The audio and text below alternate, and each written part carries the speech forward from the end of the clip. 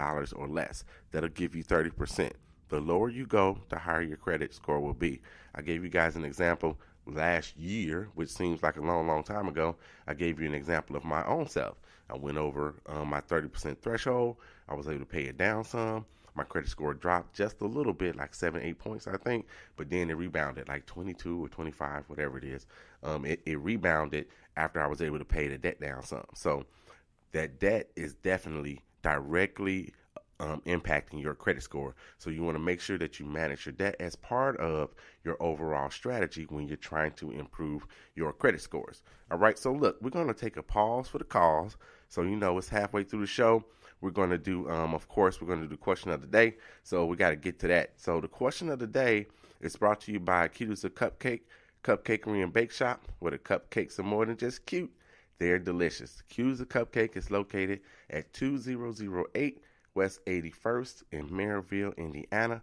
Make sure you get by Cute's a Cupcake and let them know that the 800 credit score man sent you. I went by Cute's a Cupcake over the holidays, and it was absolutely delicious. So I want to make sure you guys get by there and partake of some of that deliciousness. So our question of the day is coming from Amy. Amy is out of the great state of Florida, so I hope y'all got some sunshine down there in Florida. I don't know, this weather is kind of crazy. So it comes from Amy. So Amy's question is, she says, when I contact my creditor and ask them to remove any over 30 days late marks, and she put those in quotations, and it's on a joint account, will the marks be removed off the other person's credit report as well, or just mine? Now, I thought that this was a brilliant, brilliant question. She sent that to me, I believe, just by email. So you can contact me at 800creditscoreman@gmail.com to send your questions in as well, so you can be on the show as the question of the day.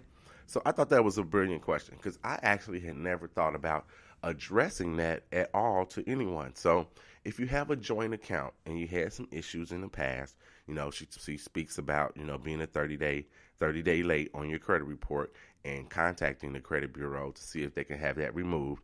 And I would suggest, if you have any 30 days late, before I answer a question, if you have any 30 days late at all and it's only happened once or it's only happened twice and it was like really spread out or whatever, it happened, in 2014, then maybe it happened again in 2016, I'm going to suggest that you call your creditor and you say to them, can you remove those? Some of them will, some of them won't, but ask them if they would remove them from your credit report. It will help you with your score, not having those 30 days late, because what happens, you have that 30-day late on your credit report, it's going to pull your credit score down, and it could be anywhere from 30, 40, 60 points to pull your credit score down.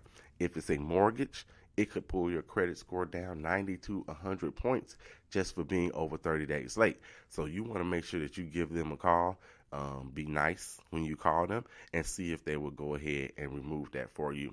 So she asked, so if I get it done on my credit report and then, but it's a joint account, will it also come off of the other person's account, or do I need to really go ahead and have them do the same thing, make the same request basically to help their credit scores? Here's your answer. If you have a joint account, you really only need to do it one time, because what's happening is when you contact that particular creditor, XYZ, credit card, when you contact them and they say they agree to make that adjustment for you, when they make that adjustment, they make the adjustment on the account. Not for you individually, they make the adjustment on the account. They make the adjustment within their records. They make the adjustments with TransUnion, with Equifax, with Experian. So if that's the account appears, it should appear the same way for both account holders, even if you have more than one person on the account. If you have somebody that's, an authorized user on the account, so you got a couple of kids and you have them on there as well, it's going to have the same reflection because it's not individual to the person. It's about the account itself. So yes, if you're successful in getting that removed from your credit report, it's going to positively impact as well the other person that's on the account as well. So you'll have that. So Amy, I know that answered your question because we had a little back and forth on email. So, like I said, you guys can contact me with your questions, 800creditscoreman at gmail.com. That's where you can catch me and send your questions. But you can send me your questions anywhere. So, if you got my number, then you can text me your questions. You can give me a call. Don't call me because I'm not going to write your question down. But you can text me your questions, 312-600-5855. You can do that. You can send me an inbox message.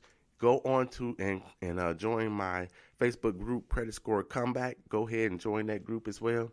A lot of back and forth in between there, so you don't necessarily have to wait till the weekend. You don't have to wait till I get back to you on email.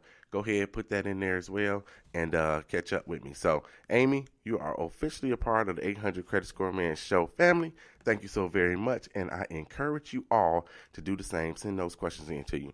All right, so back to the show.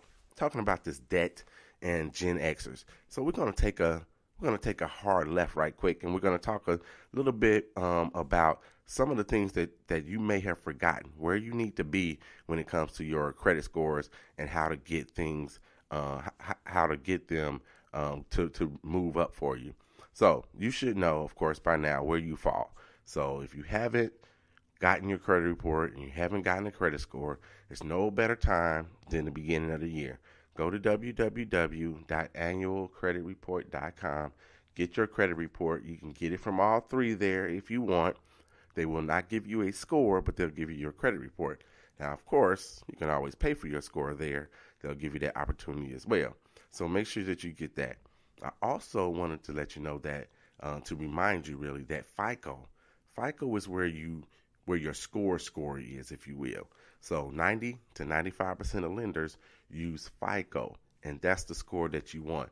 There's nothing wrong with the Vantage score. The Vantage score comes from places like let's see, like Credit Karma or Credit Sesame. They use a Vantage score, and Vantage score is simply TransUnion, Equifax, and Experian have basically got together, created their own formula, and so they're giving you that particular score. In my experience, those scores have been a little bit lower on average than your FICO score. And when I say a little bit, it could be 30 points difference between the two.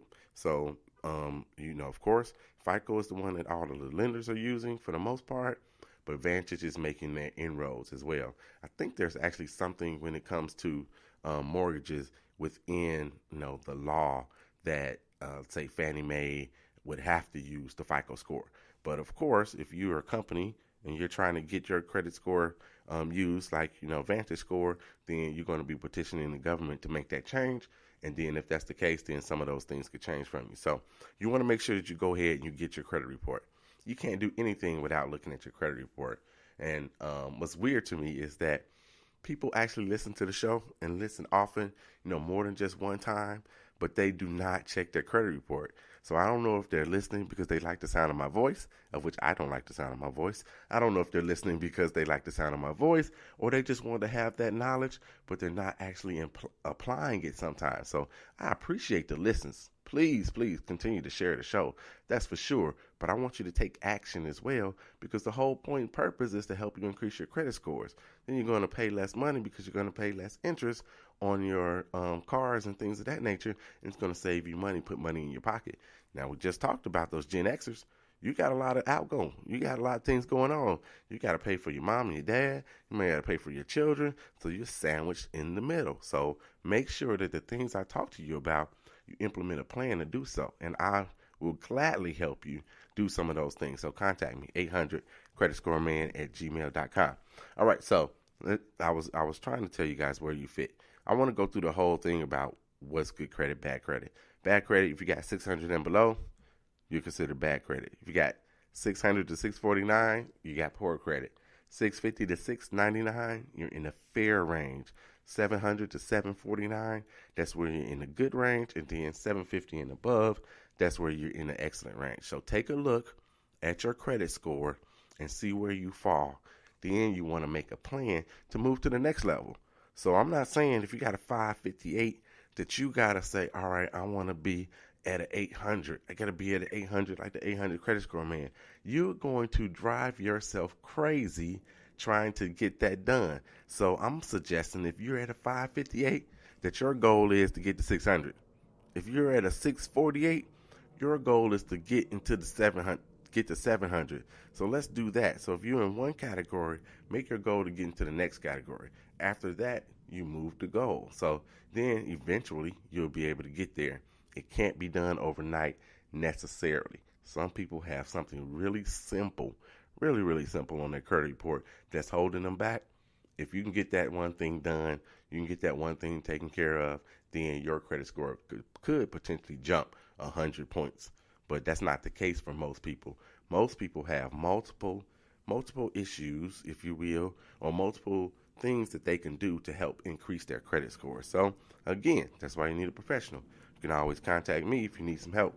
Again, 800creditscoreman@gmail.com or 312-600-5855.